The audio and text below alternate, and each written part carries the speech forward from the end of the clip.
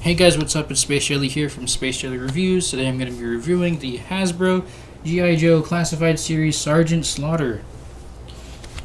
Thanks for checking out this video, by the way. Make sure to like, comment, and subscribe if you like what I'm doing. He stands at about to the top of the hat, almost 7 inches, which would make him to the top of his hat about almost a little over 17.5 centimeters.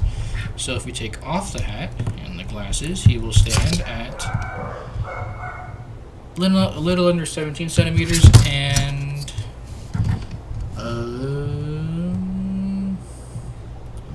6 3/4 inches tall. Pretty tall. Let's compare him next to another G.I. Joe figure. Let's make sure to stand next to each other. It's kind of hunching forward, and I'm going to talk about that in the review. That's the reason why. It's pretty tall. It's a bigger guy. Here he is next to Hercules. Hercules is taller, but they're almost the same size. And here he is next to the Hasbro Victor Series TNT, I think that's what it's called. He's pretty tall. Alright. Let's put the glasses and the hat back on because I like how he looks more with the glasses and hat on. Looks really nice like that. Let's look at the packaging for a second to see if the character is entirely accurate. As you can see, it does look pretty accurate. But I think that the chin should be a little bit bigger and the face should be a tiny bit more angular. The face on the figure looks a little bit chubby, but not that bad. The paintwork is still pretty good. Alright, let's look at the paintwork on the rest of his body. Decent paint. Actually painted in places where it needs to be. Painted wristbands. I think that the flesh tone is painted here and it matches pretty well. White belt, camo pants, boots are painted down here, but I think they should be painted completely black, if I'm not mistaken. Sculpting is nice. Arms are decent. Shoulders could be a little bit bigger, but they're okay.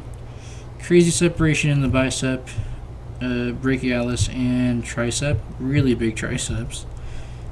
Nice forearms. There's some vein sculpting in there.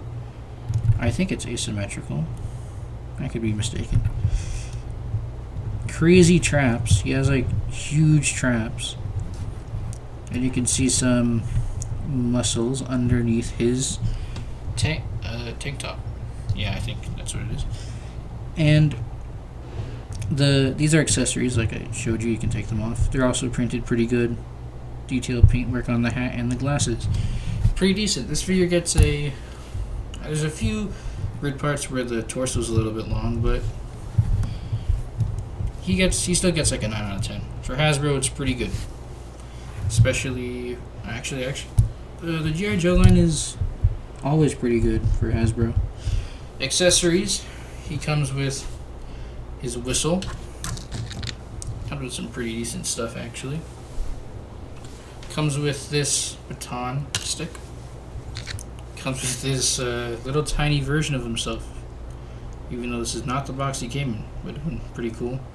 You can also take this tiny little figure out of the box, but obviously be extremely careful. He has this AK style rifle. I think it's like a made up version. I don't know, I've been corrected before in the comments about my guns, but this does appear to be an AK style rifle. The magazine can be detached, and so can this not scope. I don't know what this is. This would be like a laser pointer. You can hold it sideways, whatever. He comes with also a lot of hands. He comes with the 2 fist hands on him right now. He comes with these 2 pointing finger hands. He comes with these 2 trigger finger hands. And he comes with these 2 weird grabby hands. So it's actually a pretty decent spread of accessories for him. I'm pleased with what this figure has come with. Also, I think it's a decent amount for the price that I paid for him, which I paid $35. So, yeah. Talk about that later in the final thoughts. Accessories get a 8 out of 10. He could have come with another gun maybe, and the gun hands could have had the proper hinges and the gripping hand. Or I guess they're just guns and gripping hands if you want it to be. He has a hinge on the head. We're going to talk about that in a little bit. He can look up pretty far, looks down pretty far, really nice head range. He can kind of tilt and rotate, so decent. He has a ball peg in his neck, but the neck is really big and the clearance, there's almost no clearance, so when you try to move it, it scratches up and scuffs up the neck. So I just recommend not using it. It's a bummer. Shoulder blade joints do almost nothing. Also a bummer. Shoulders go up to horizontal, but you can see the trap is dominating. It's making him look like he's not raising up his arm properly. Arms rotate, biceps swivel. Double jointed elbows are not that hideous. Much better than 90. Wrists swivel and hinge. The wrists have really, really long pegs, so be careful when you're swapping them, please. They could easily break. I'm gonna talk about that soon. Crunches forward pretty good, arcs back pretty good. Not too bad looking. You can see through the figure.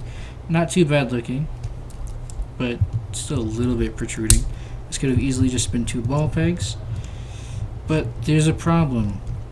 This ball peg is extremely loose in his waist, but he does have pretty good range because of it. He can arc forward or crunch forward all the way that far, arc backward that far, and side to side and rotate, but yeah, it's very loose on my figure. Legs go forward, go back. Let me zoom out. Perfect splits on him. He has drop down hinges for his legs. I don't think it really aids that much in kicking upwards, but I don't know, it's kind of useless. They could have just kept it as normal ball pegs. Thighs swivel, double jointed knees, okay proportioning. Everything is pinless on the legs but not on the arms, which is interesting.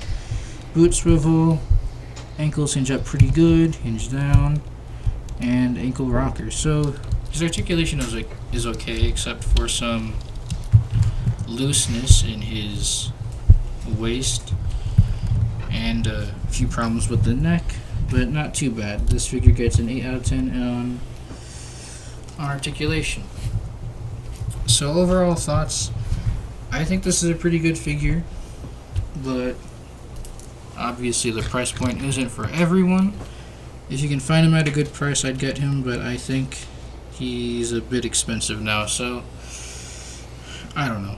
It depends on if you really like this character or not. So yeah, anyways, thanks for watching, liking, commenting, and subscribing. Thanks for making it to the end of the video. Make sure to check out our tipping and our Patreon in the description and in our bio. And we're close to 100 subscribers, so make sure you check out, or make sure you stay tuned for that. See ya.